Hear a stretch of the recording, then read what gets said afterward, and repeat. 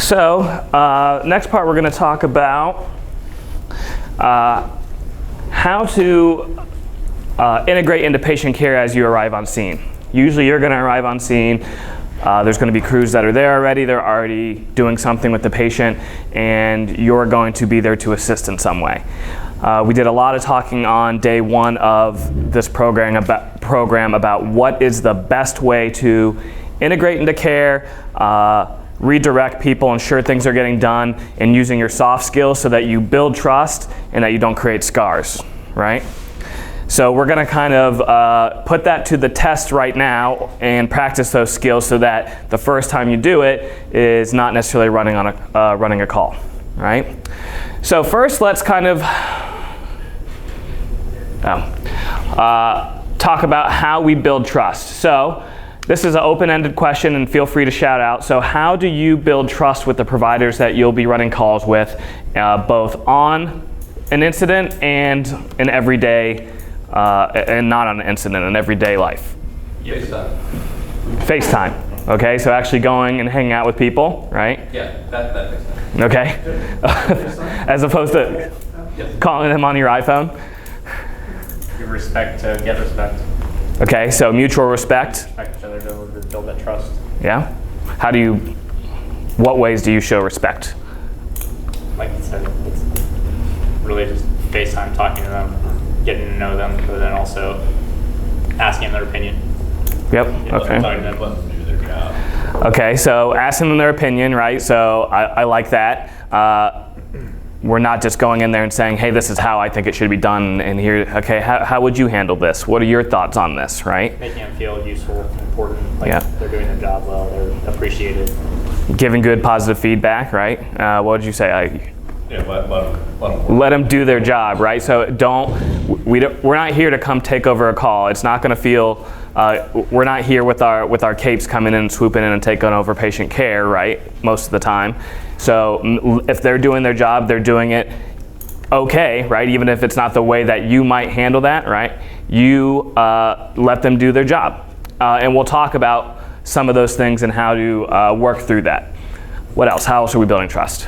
Tell the truth even when it's uncomfortable. Tell the truth, be honest. I like that. People can tell when you're both BSing them, right? So being truthful, that's a good one. What else we got? How are we building trust with our providers so that we can have a good rapport on scene?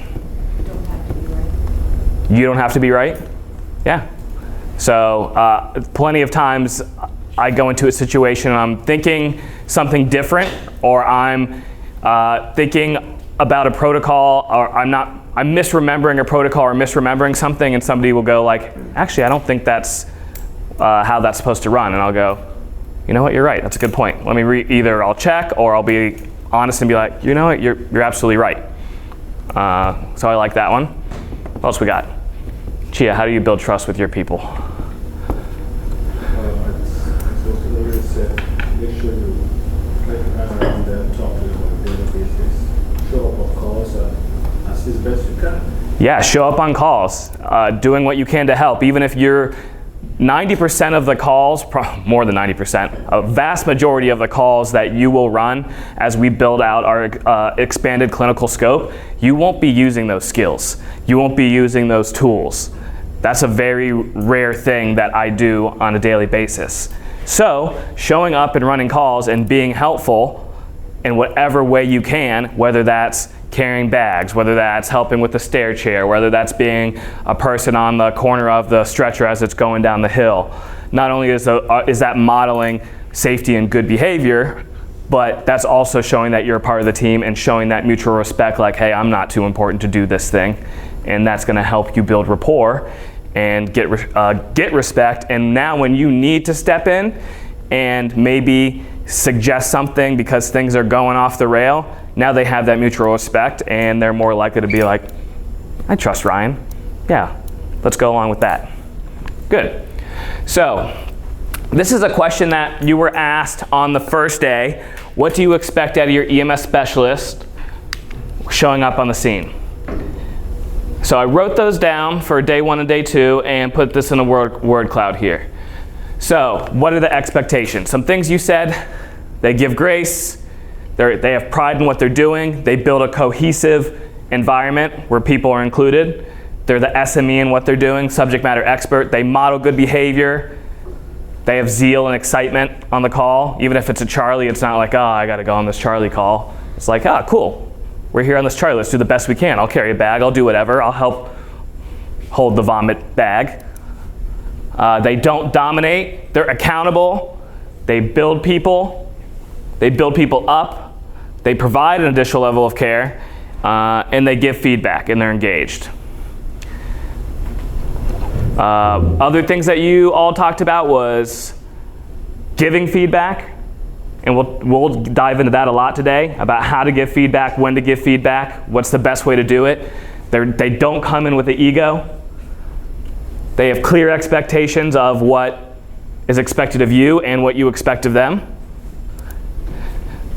And they're supportive. So those are the things that you all said. So I want you all to keep those things in mind today as we work through these case studies and as we do some of these simulations today. Think about how you can model that and how you can accomplish the task while keeping these expectations in mind. So we're going to do 5 just discussion case studies here in a second. And I want you to kind of keep these things in mind as you're discussing it with your group. When you come to the scene and you're integrating into patient care, do I need to redirect anything? Is anything going wrong? Right? Is there anything that I need to fix for what's best for patient care? Or is everything going okay and I just need to help with other tasks? Is it a critical intervention? Is this something that I need to intervene on because this is going to harm the patient? Or is it just like, that's not how I would do it. It's not going as fast as if I was doing it, but it's not going to hurt the patient, so I'm just going to let it go. They're learning, they're growing. Do I need to intervene now? Is it, hey, if we don't do this thing, this patient will crash, this patient will die? Or can we talk about this later? Or this is okay if this happens later in the incident? And what techniques are you going to use to intervene and redirect the situation? Are you going to come in with that pointed finger, put them on oxygen? Or are you going to use the techniques we talked about on the first day and try to use your soft skills to redirect things? Hey, what do you think about we put them on capnography? Hey, what do you think about maybe you just like hand them the capnography, or you hook up the capnography and put it on the patient? So think about those things. None of these things are going to have black and white answers. There's going to be different ways to do it, and based on your personality and the relationship that you have with individual crews and providers, it's going to be different.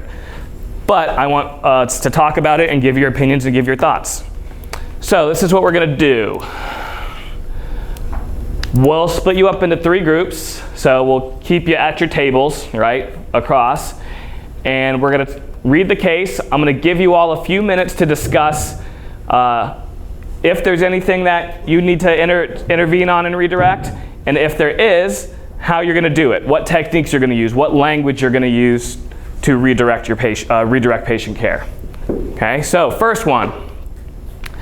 You arrive on scene to find crews upstairs with a semi-conscious patient. The patient looks pale and unwell. Crews report that the patient has a low BP and they want to move her to the unit via the stair chair. They're like, let's go. The stair chair's coming up. She's sick, man. We're going to get her out to the unit so we can get to the hospital.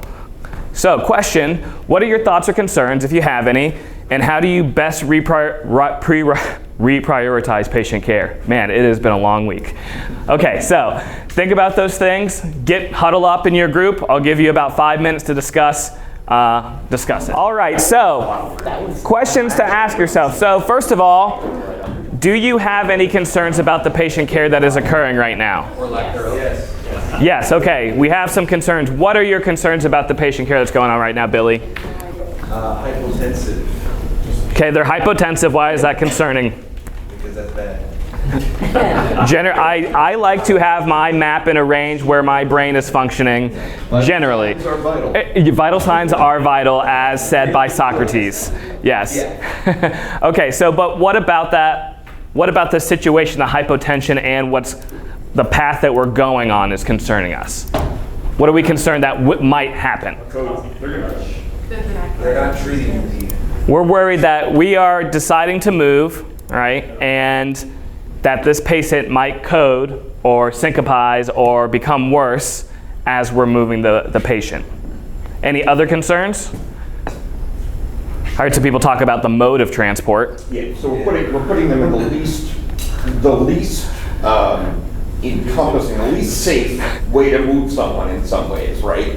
This is the thing where they have to act like they're on the carnival ride. Yeah. In a setting, we're also not resuscitating them, never. Well, if they pass out, they won't be able to grab on the spread.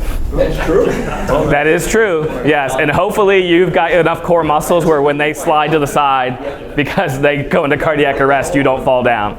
Yeah. Okay, so we're worried that this patient could crash during our patient movement, because deciding to move our patient, that is a treatment decision, because you are making the decision that we are not doing something else while we're moving the patient. And there's not a 0% of patients that will get worse, will crash while we're doing patient movement. And we see that a lot because our crews don't see a lot of sick people, but when they do, sometimes they get amped up and those wheels start spinning and they're just like, sick patient, you know where sick patients go? They go to the hospital, and we should go there as fast as possible, right? So we all recognize that. So how are we going to redirect our crews, recognizing that if I just come in and say, what the heck are you doing? Stop right now. What am I going to do to the trust that I've built with these crews? It's immediately gone. They're going to shut down, and it's going to be a lot more difficult to integrate with those crews in the future. So how are you going to try to redirect this in the best way possible? What is it? Oh, gentle inquiry. Okay, give me an example about that. What did you get vital signs? Okay. So I see the blood, they're hypotensive. Have we done anything for that yet? Yeah. Were we thinking we might try to do something about that? Hey, what's the reason they're hypotensive? Did we get a EKG? Are they bradycardic? Have they been having nausea, vomiting, diarrhea for 2 days? So some question marks. We love question marks at the end of our sentence. Does that patient look pale? Yeah. Is this how they know? I love that one. Is this how they normally look? And sometimes the answer is yes, like, yeah, they're very British. And you're like, okay, that makes sense. Yeah. What other techniques might you use? You had some thoughts down here, come on. You can play it out, pretend. What's that? Saying at a point, just talking it out loud to yourself, and it'll spur their thought process. Or just start like, oh, you're doing that. All right. Well, I'm just gonna start a line right now. Oh yeah, the giving the assistance, right? Being helpful. Hey, what do you say? Hey, I'll start a line for you guys if you want to spike the bag for me. So now it's not like you're saying, hey, we need to do this. You're like, hey, I'm just gonna do this. You guys want to come along for the ride? And most people, they're gonna jump on that bandwagon. Absolutely. Any other thoughts? What do you got, Chia? It normally doesn't always go that way, because you also provide us with big egos, and they are already defensive that you might be coming in to take over your call. Mm-hmm. And then like, oh, I'm a paramedic, you're not going to tell me what to do. Yeah. So when you start doing those soft skills and they're like, no, we're taking the patient out now, what do you do? Okay, that's a good question, right? So there's going to be some percentage of people that are going to be like, hey, you got the same certification as me, buddy. You're not going to come in here. And especially with this program being new, there are some people that are just going to have that attitude. They're going to show up and you're like, I didn't need you here. So how would you guys handle that situation? Well, just go up and get a reuse, because that's where we're going to be here in 2 seconds. Like, I don't know, like, you kind of have to lay it down, be like, well, lay it down. But like, well, you might have to lay the patient down, actually. That's a good point. But you end up being there at some point, so you may as well just get that. Like, if that's the role they want to take. Okay, so redirecting people to just do the thing that you need done. Like, hey, technician A, could you go downstairs and do me a favor, go downstairs, get me a Reeves? Right. Okay, so you're just saying, hey, oh, the Reeves showed up. That's crazy. Should we use this thing? That could help their, their presentation too. Yeah. They just need to lay down. Okay, so how else can we escalate when something is not going the way we need to and you have some resistance, or they're not taking the gentle nudges? what escalating terms or words can we use to kind of hopefully snap people into, hey, I think this is the right thing to do. I think you become more like almost forceful. It's like, hey, let's repeat that blood pressure.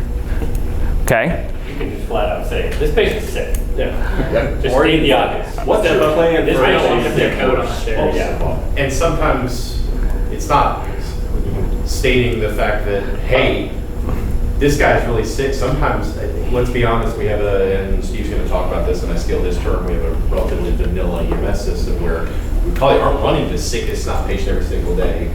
And sometimes you do have to actually say, yeah, they are actually that sick. Yeah. Reference the old online ACLS.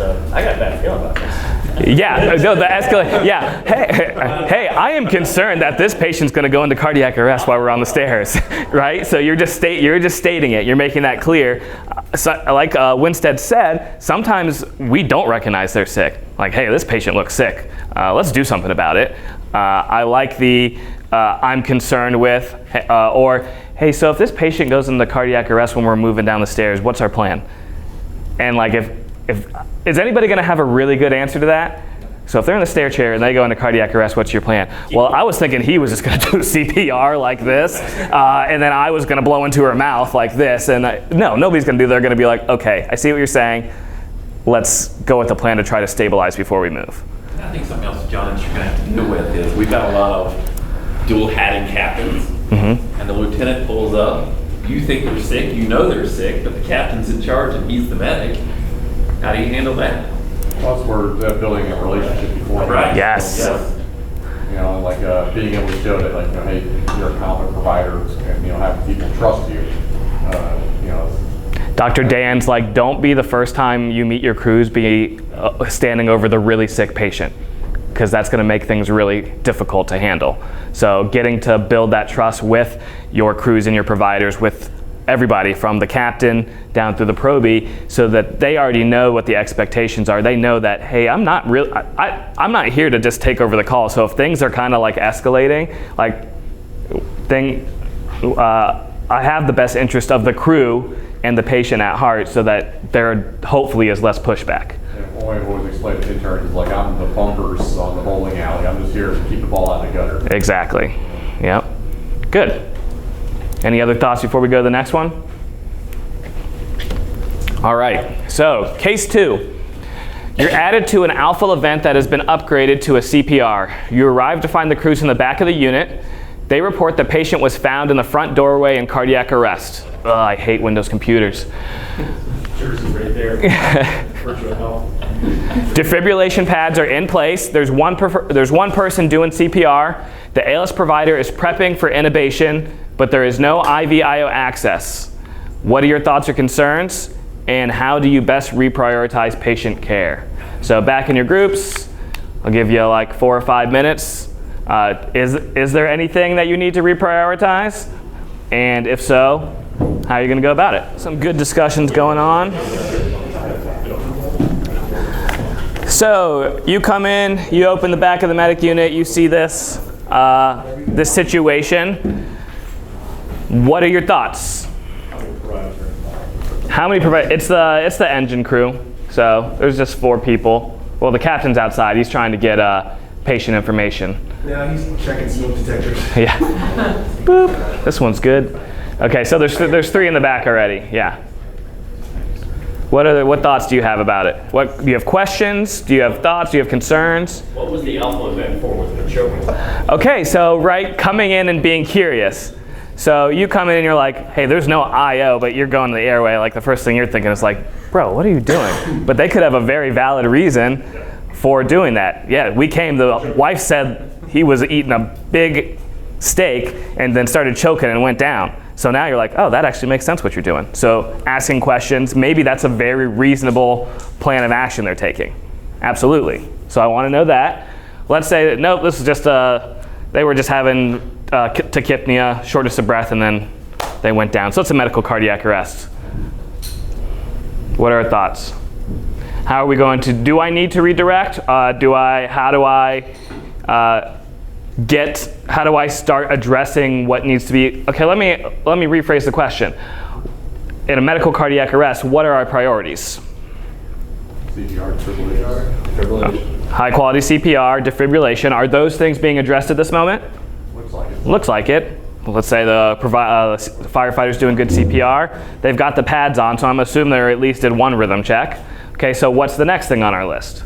So find out like when their next rhythm check is, maybe need to reorient them to the timing, being more systematic about it.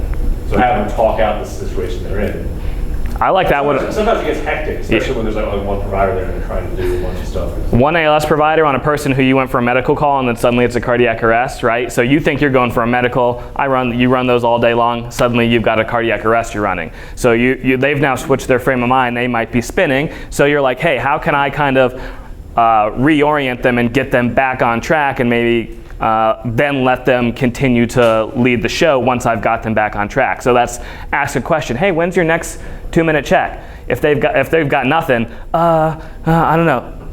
Cool, man, let's do one now, and I'll keep time. Exactly. Hey, we'll do one now, and then we'll say it's 2:04 on the monitor. Next one's we'll do it at 4:04. Not a problem. All right. So no IV/IO access. Is that something that we want to address? Absolutely. So how can we use our skills? What skills are you using? What technique are you using to get that accomplished? I'm squeezing like this on an IO trigger. Right in their ear. No, just right into the patient's leg. Okay, so yeah. Humeral head. Humeral head, as yes, appropriate. I can't be wrong twice in a row in front of Dr. Bailey. Yeah. He didn't like my drugs down the tube suggestion earlier, so. Okay, so Ryan's. There's two, Ryan and Ryan sitting in front of each other. So his solution is, I know something needs to get done, so how about I do the thing, right? Just get it done. So grab the IO, have somebody hand you the IO. Hey, I'm gonna go ahead and get this IO started or this IV started. Point to somebody else, hey, can you get me the first round of epi? And then just by doing something, you're helping to get this thing back on track. What are our thoughts of like walking in and being like, hey bro, we don't need to focus on the airway right now. Put that down. Do we think that's the way to go? I mean, it's got to happen sooner or later. It depends like how focused they are, right? If they're in there and they've been in there for like 5 minutes, right? And they're like, I almost got it. And you're like, okay, that's a different story. But if they've just setting up and they're kind of focused on that task and you're already there, I heard some conversations about that not being what you might want to address at that moment. Why not? It's not beneficial to them wanting to ever see you again on a call. Okay. And 2, the patient's care. Like, why derail a task they're already involved with when you can just solve what's missing? Right. So that might be again a conversation for later when we debrief. Hey, let's talk about prioritization of our treatments during a cardiac arrest. Like after you're walking through the call, which Kroboth will talk him through. What was your thought about the timing of the airway? And probably by talking through it, they'll be like, oh man, you're right. I didn't get the IO yet. That was my bad. That might be their fault block that they landed on. Mm-hmm. And completing that task might then help them get back on track. Whereas interrupting or stopping the task just make them spiral, or if they weren't expecting this to be a cardiac arrest. Absolutely. Yeah, that's a really good point. Now you need to do 2 things. Now you need to stop your task, Mm-hmm. back up and do something. So it actually takes up more mental energy to stop, go back, and then take the global picture. So often just filling in the global picture. Again, hey, you work on the airway, I'll take code lead. Mm-hmm. Just keep it in that sense. Now, the caveat being that it's easy also to lose 30 seconds goes by real quick when you get a laryngoscope in your hand. Yeah. And so sometimes you'd be like, hey, let me help you reset. Then again, it's not attacking, it's not get the hell out of there, it's not stop. It's let me help you to reset for our next attempt. Yeah, once you maybe have that IO established, you've got that first epi on board. If they're still struggling with that airway, you can kind of be like, hey, let's pause, let's bag them for a little while and let's get reset and we'll help you go for another attempt. But that's exactly right what Doc and what Hannah said. Sometimes if you're stopping them, that task, that needs to get done eventually. Now you need to stop, they need to back up, they need to go, okay, what are we doing? Now, not only might that build a scar that you have to repair in terms of mentorship in a relationship, but that might take longer than letting them complete the task and then getting them back on the train with you, and then you're going together doing the right thing for the patient. Good. Good thoughts. All right. Anything else with this one? Any other thoughts? Cool. Okay, case 3. You arrive to an active CPR. The patient's in the back of the bedroom. They have an IO and an iGel in place. You don't know any capnography on the iGel. You don't see it on the monitor. Crews are focused on placing the Lucas device, but they seem to be struggling. What are your thoughts and concerns? How do you best reprioritize patient care needs? So, what are our concerns? Do you have any concerns, and what are they as you enter this scene? Paul, what do you got? Do you have any concerns? Yeah, so I'm trying to picture this. Is walk in, you can see the crew doing CPR, see them struggling with the Lucas device.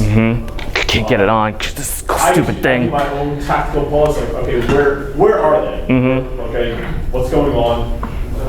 Trying to get a picture, gather as much information from that captain or whoever that officer is. Like what's the backstory? All right, excellent. See them struggling. All right, let's stop. Let's get somebody get back on manual CPR.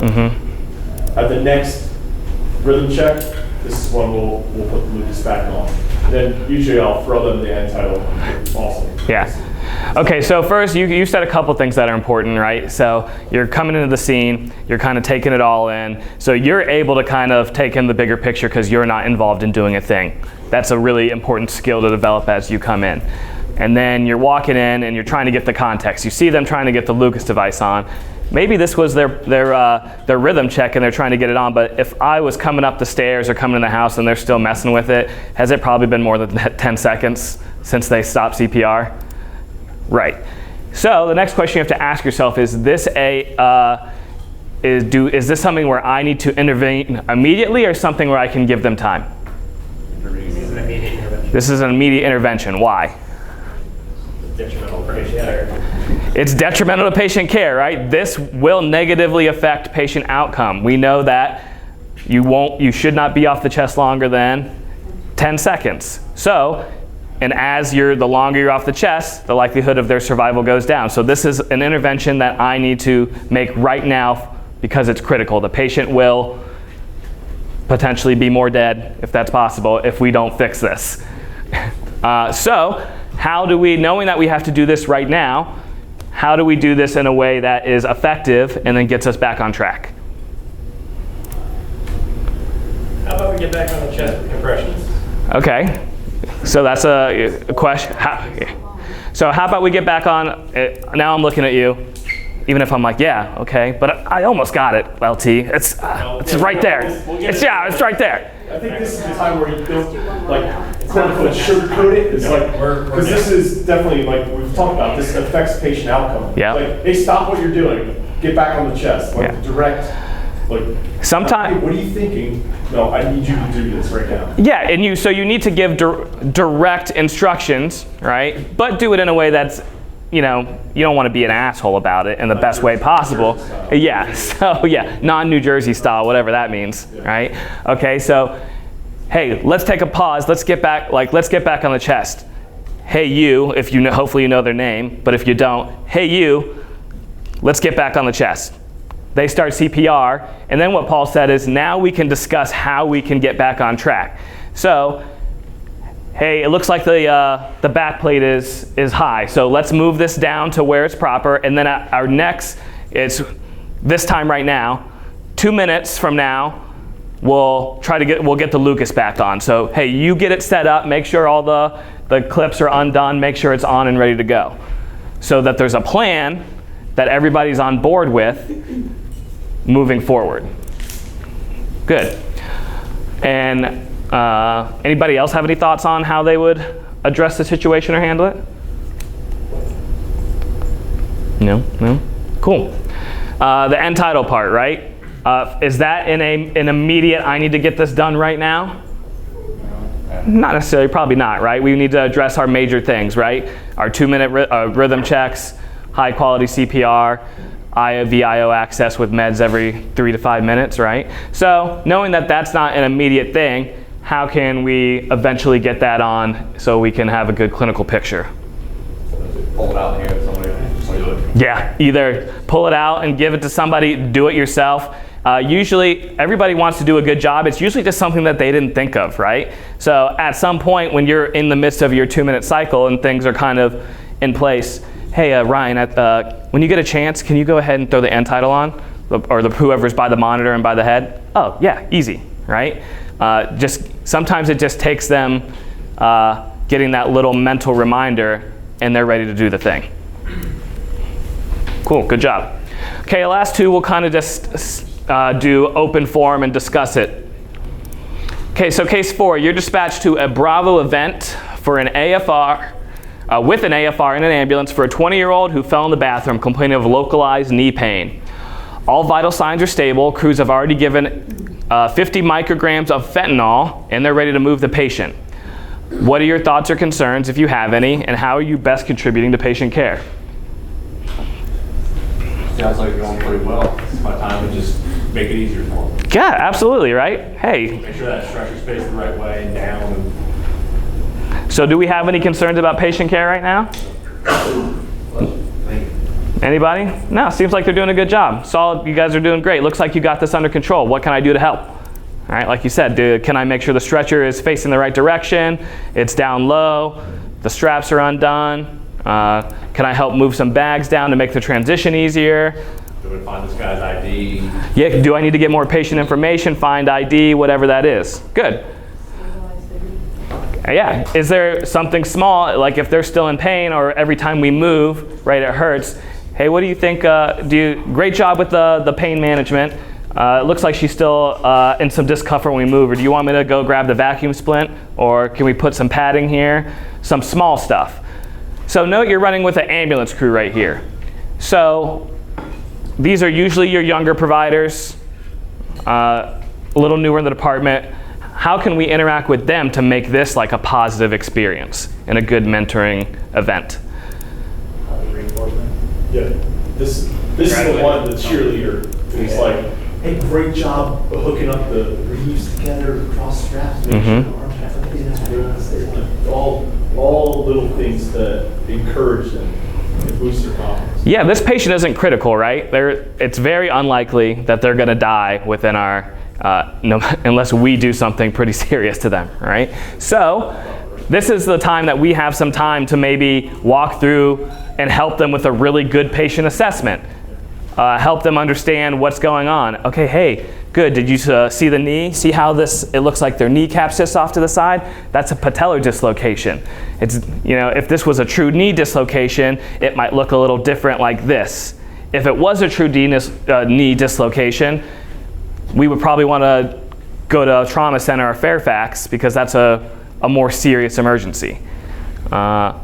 It's your time to kind of build some understanding, insert some new knowledge into the situation, make them a better provider, get them excited. Hey, now you're engaging with me, firefighter? Like, I love having those conversations with the BLS providers. They're really excited to do it, and they love learning new things. And that's the opportunity to help build and foster that relationship. Somebody had a really interesting question yesterday, and they said, okay, I'm running with the ambulance, right? I gave 50 micrograms of fentanyl. Hey, can I say, hey, ambulance, great job moving them down. You got them splinted. They've got good PMS. It's a patellar dislocation. You guys look like you got this in check. You ready to transport? I hear one no. I hear a no. I learned something yesterday. Let's see the no's.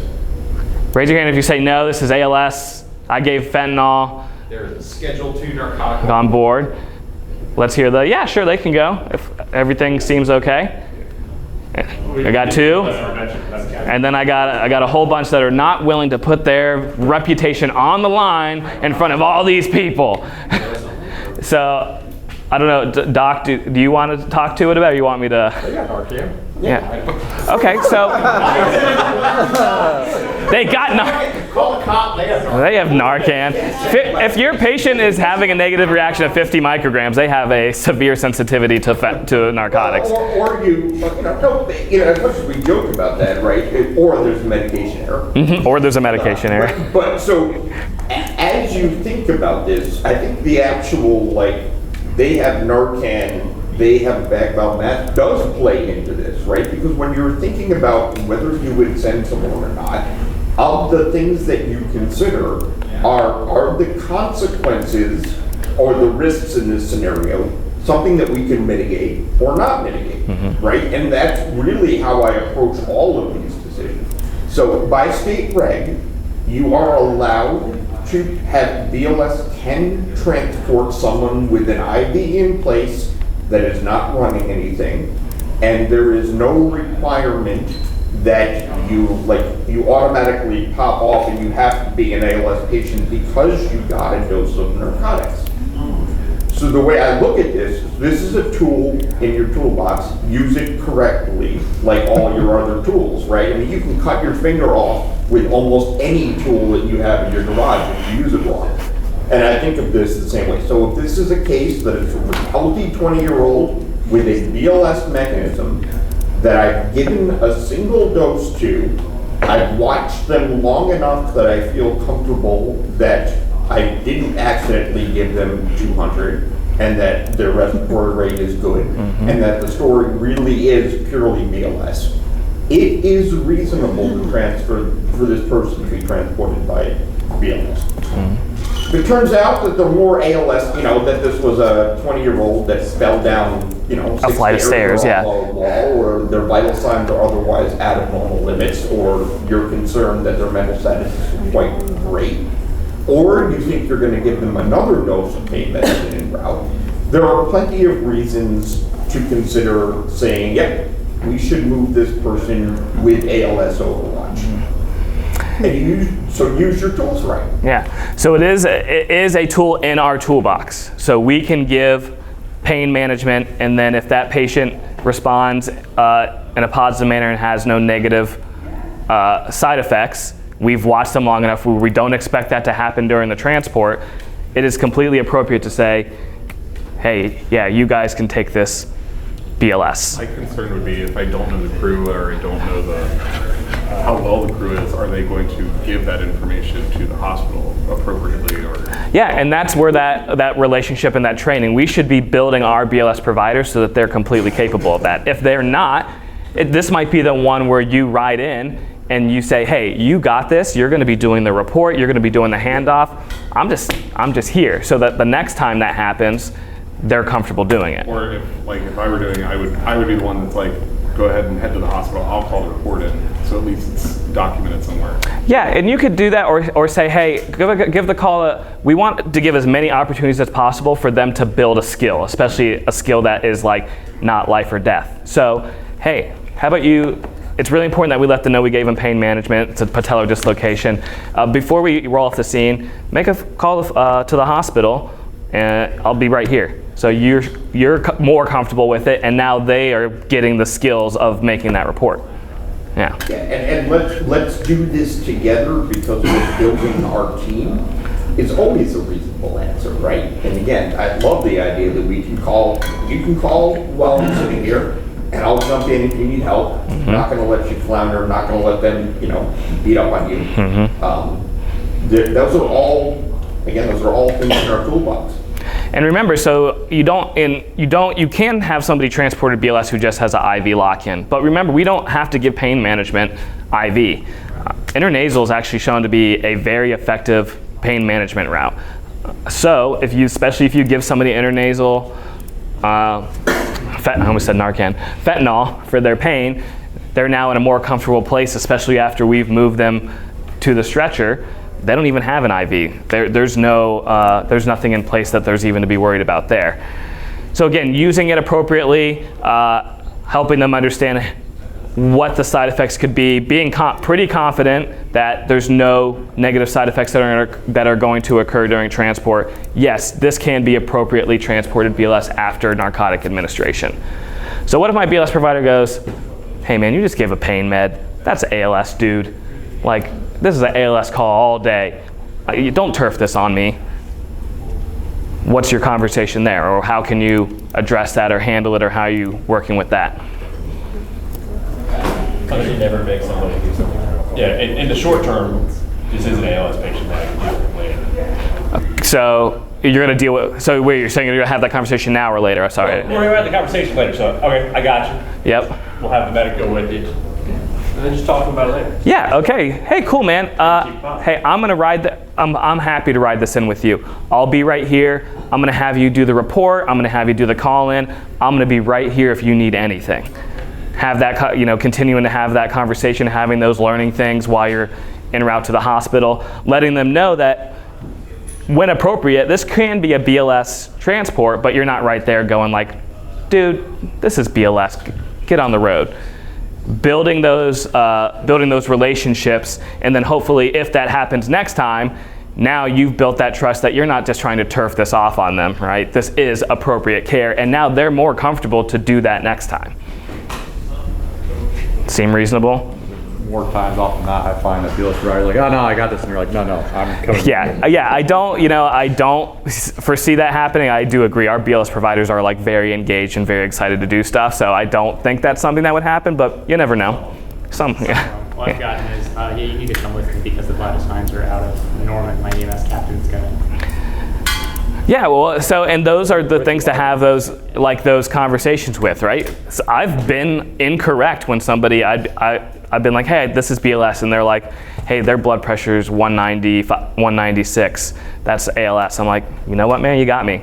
That's an ALS vital sign, so yeah, let's take it right to the hospital. I am the captain now. Yeah, right? There are some things when we talk about modeling, right? Those vital signs are walls that the medical directors have put up for their reasons, and even though they might not be having symptoms, right? You're right, per protocol, I gotta ride this in ALS. Let's go to the hospital, right? Okay, last one. You add to a Charlie call for an 86-year-old ground level fall. Crew reports that the patient tripped on the floor running in the hallway. They believe that she hit her head, but she denies any loss of consciousness. She denies any head, neck, or back pain. The patient was assisted to the couch in the living room by her husband. She's A&O ×4. The crew is preparing to assist the patient down the stairs to the stretcher that's on the front stoop. So basically they're about to be like, okay, Mrs. Jones, let's walk out to the stretcher, I'll help you, right? And that's the point when you are kind of walking into this scene. What are your thoughts or concerns, and how do you best contribute to patient care? Does anybody, first off, do you have any thoughts, concerns, things you're looking at in this case? Okay, so you're wondering like, hey, I don't see any plastic neck jewelry on him right now, so there's no collar on. That's your concern. Why are we concerned that there's no collar on right now, Jason? Because of her age and her mechanism of injury. Because of her age and her mechanism of injury, right? So our SSMR guidelines, what is it? Somebody lay those out for me. She's old. She's over 65. She's old. Be careful with you. Okay, so she's over 65, meaning what? She has decreased sensation and ability to recognize. Right, so per our SSMR guidelines, if you're over 65 and you have a mechanism that could have head, neck, or back injury, right? No matter what the findings are, they could say they have no pain. This person gets a collar, no matter what. The age is an exclusion factor. And the question that I often get from my providers is, why? She said that I palpated her neck. She said there's no pain. She was moving around. Why I got to put a plastic necklace on her? And you kind of laid that out. Because of evidence-based guidelines. Okay, because of evidence-based guidelines. You are correct that there's evidence-based guidelines, or in this case, there's a lack of evidence-based guidelines, right? So in this case, they didn't do, the studies didn't include patients of that age range when they talked about SSMR. But is that probably the best way to get buy-in, to get your crews to do the right thing? If you're just like, because the protocol says, that's why, bro. How are you gonna have that conversation to explain like why? No, this is actually what's best for the patient. That's why we do it. And you said it earlier, right? You said something about their ability to perceive pain. Like the reason we're taking them to the hospital is we don't have the ability to diagnose everything. They might seem fine. We're taking them because they fell and hit their head. They fell and hit their head, right? What do we know about people as they age and their ability to perceive pain? It goes down, right? So they might not perceive the pain that a younger person would if they have that C2 fracture. What else do we know about patients as they age and their likelihood to break things? They're more breakable. Our older people are like fine china. You want to treasure them and try not to drop them on the floor. Right? That actually goes for all our patients, just in case. Oh yeah, yes, that's a good point. But yeah, the older folks are fragile, and so Mike's right. Over 65 was excluded in the Canadian C-spine rules and all the decision rules. But part of the reason it wasn't excluded was because the injuries are so much more likely. And we do a ton of ground level falls, but there is also a ton of pathology that you see from ground level falls. Ground level falls are the number 2 cause of traumatic death in elderly patients. Number 1 remains car accidents, but it's the number 2. And unanticipated, unstable C-spine fractures are not rare. Yeah.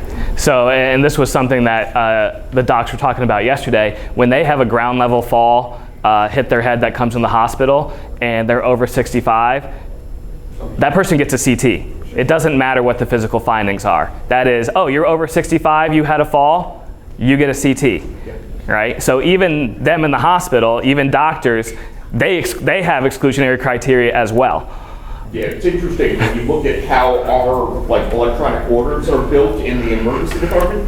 There is literally a button that I can click that just says, well, you have to give reasons for everything you're going to do. That's part of what gets it paid for too. But literally in the order of C-spine, there is a button that's like 65 or older. That's all it is. That's how common it is that there's a pre-built button for that. Yeah. So this is one of those challenges that I think I see as an EMS supervisor that we miss a lot.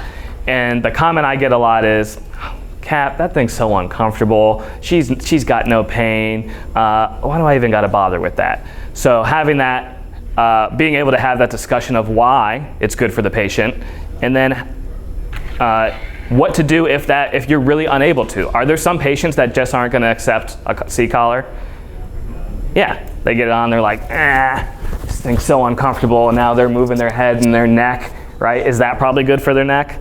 C-collars don't stop you from Patient unable to tolerate C-collar, pads around their head to maintain stability. Yeah, where would you put that so that we know that? Right in the narrative. In the narrative, right? So if you are unable to place the C-collar, we just got to know. You got to put it in the narrative and letting our providers know that. It's not an excuse. It's not like hey, you want this?